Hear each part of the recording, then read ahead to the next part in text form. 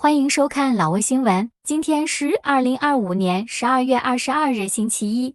佛历2月上初三，万象晴，19到29摄氏度。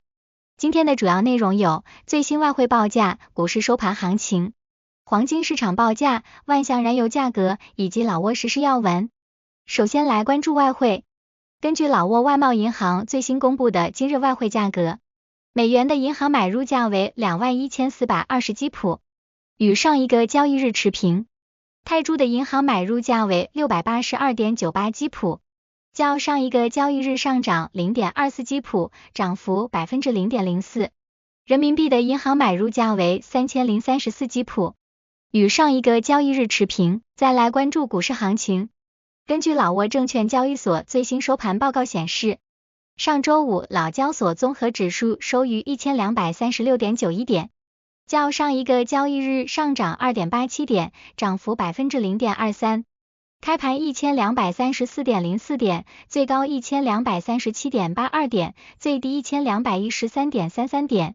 成交量236800股，成交金额402916500基普。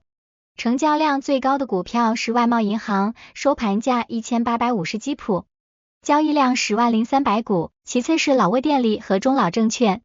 成交额最高的股票是外贸银行，收盘价1850基普，交易额185,600,000基普，其次是老挝电力和萨万尼。接着关注黄金价格。根据老挝 PV 黄金最新公布的价格，重量为1铢的黄金金条，每根售价是4566万基普，较上一次报价上涨24万基普，涨幅0.53%。然后关注今天的万象油价。今天万象10个加油站执行12月17日老挝工贸部公布的燃油价格，柴油每升18690基普，普通汽油每升22980基普，95号汽油每升26970基普。接下来一起关注时事要闻。1. 国庆50周年特赦或减刑1000多名表现积极罪犯。12月19日，为庆祝老挝国庆50周年，公安部在丹标监狱举行特赦减刑仪式。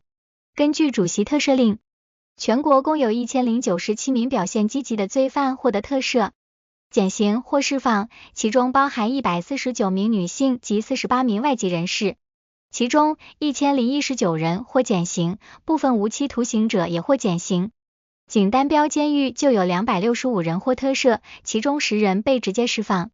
公安部副部长康金培拉马尼厄中将在仪式上要求减刑人员继续积极改造，嘱咐获释人员回归社会后遵纪守法，成为对家庭和社会有用的公民，避免再次犯罪。2. 第4届残疾人运动会圆满闭幕。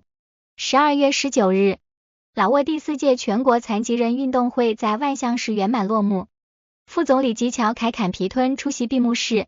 本届赛事共设9个项目，来自全国18个地区的代表团参赛，最终万象市以84枚奖牌位居榜首，色贡省和沙湾拿吉省分列2、3位。闭幕式强调了友谊、平等、发展的主题，展示了残疾人运动员的竞技风采与平等权利，并为国际赛事储备了人才。最后，万象市将赛会旗帜移交给下一届东道主占巴塞省。第5届全国残疾人运动会将于2028年在占巴塞省举行。3. 国防部长视察老挝人道主义扫雷现场。12月18日，国防部长康良乌塔凯送中将赴华潘省维塞县，视察老挝人道主义未爆弹药搜寻与销毁任务现场。康良中将高度评价了俄罗斯专家的无私帮助，称该行动不仅消除了当地民众的生存威胁，增加了农业耕种面积，还深化了老俄两军的紧密团结。视察期间，部长实地观摩了扫雷作业，慰问了523中心培训学员，并鼓励学员精研技术，争取未来参与国际扫雷合作。最后，部长向一线工作人员赠送了慰问物资，并检查了其居住环境。4. 西萨尔桥本潘大将纪念碑及历史陈列馆落成移交。12月19日，西萨尔桥本潘大将纪念碑及历史陈列馆在华潘省桑怒县落成移交，副总理沙伦塞贡马西等领导出席。该项目由政府与国防部出资约199亿基普，建设内容包括高3米的青铜塑像及陈列馆，历时17个月完工。西塞尔·桥本潘大将是老挝人民军创始人之一，为老挝解放事业和国家建设做出了历史性贡献。陈列馆选址其故乡，旨在纪念其革命一生并传承爱国精神。仪式上，各级领导共同剪彩并参观了大将生平事迹展。该建筑已正式成为当地重要的历史文化地标。5. 维塞县樱花节，庆祝老日樱花友谊园植树10周年。12月18日，华潘省维塞县举行樱花观赏活动，庆祝老日樱花友谊园植树10周年。华潘省副省长龙坎与日本驻老挝大使小泉勉等出席仪式。樱花园作为老日友谊的象征，自2022年起进入盛华期，已成为当地重要的旅游景点。日本政府和亚洲残疾人发展组织通过资金和技术支持，不仅助力樱花种植，还在园内设立残疾人职培中心，并推动旅游扶贫。小泉勉大使表示，希望这些友谊之花在未来100年间持续绽放，依托维塞县丰富的旅游资源，吸引更多国内外游客，促进当地经济社会发展。6. 维拉塔旺学校举办2025年度科学节活动。12月19日，万象市维拉塔旺学校举办第8届年度科学节，万象市教育体育厅相关领导出席。本届活动以健康与生活质量为主题，深入贯彻科学教学理念，旨在通过实践激发学生对科学的热爱。为期2周的活动涵盖了科学实验、发明、双语辩论、海报设计及青少年健康问题解决方案演示等13项竞赛与展示。活动不仅展示了学生的科研成果，还融入了环保知识讲座与文艺表演。副校长森塔万表示，该平台通过校外学习模式，锻炼了学生的创新思维与动手能力，引导其将科学知识应用到日常生活中，为未来发展储备技能。7. 巴吞彭县公安局开展禁毒与交通法规宣传活动。12月18日，巴吞彭县公安局在48中学和奔村中学开展了禁毒与交通安全宣传活动。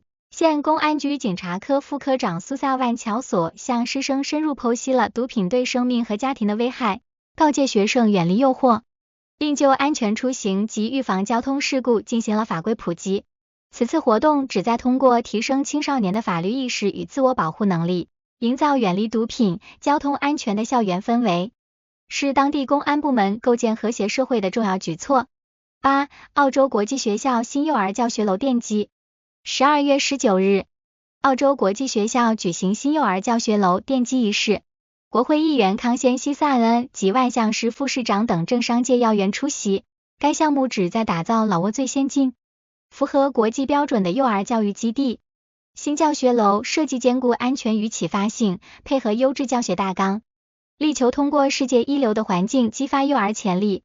校方表示，此举是提升老挝学前教育标准的关键一步，旨在通过现代化教育投资，为老挝新一代奠定成功的基石，助力其在未来国际竞争中脱颖而出。